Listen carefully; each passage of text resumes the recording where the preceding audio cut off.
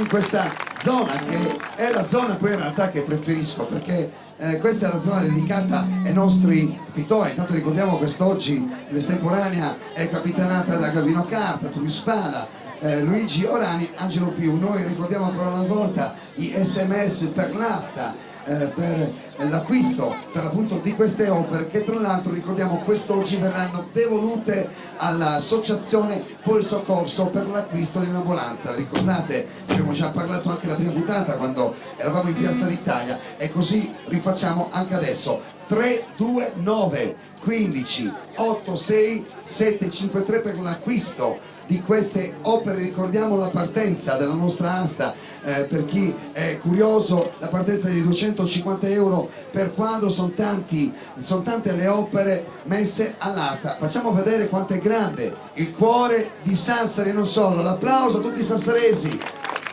Grazie. Intanto Pinuccio Cossu credo sia pronto insieme a Giuseppe Fiori e Battista Nuvoli, perché hanno un regalo da offrirci. Prego. Sulle manine tutti! Vai! Dice un treno di Boccio Torre Grande Torra, e noi faremo e i bagni seguemmo, ma non capi canzoni di già lo bruscia chi sul treno di Boccio Torra, di Ante Torra.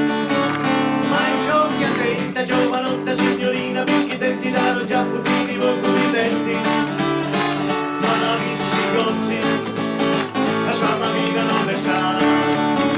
Ma è con che da giovanotta signorina, perché i denti danno già futtini poco i denti, ma la vissi così, la sua mamma non le sa. Bravi, grazie. Intanto poi avremo modo, perché Giuseppe e Battista canteranno una canzone, e per me è un grande onore averli qua miei ospiti, come è sempre un grande onore avere Pinuccio Cossu, mio grande amico, arrangiatore tra l'altro di uno dei miei album. Ne parliamo spesso di Pinuccio, e parliamo spesso anche di quel suo posticino dove realizza veramente grandi